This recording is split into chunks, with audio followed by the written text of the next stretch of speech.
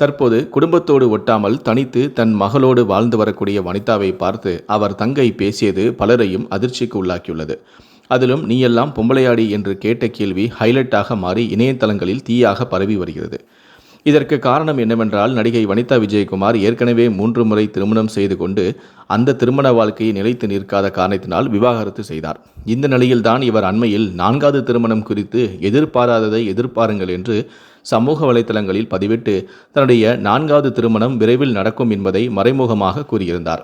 இதனை சமூக ஊடகங்களில் பார்த்து தெரிந்து கொண்ட அவரது தங்கையான பிரீதா கடுமையான கோபத்தில் இருக்கிறார் என்ற விஷயம் தற்போது இணைய பக்கங்களில் வெளியாகி வருகிறது.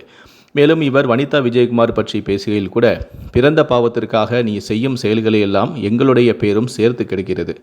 நீ எல்லாம் பொம்பளையாடி என்று கேட்கக்கூடிய வகையில் உச்சக்கட்ட கடுப்பில் பிரீத்தி இருக்கிறார்.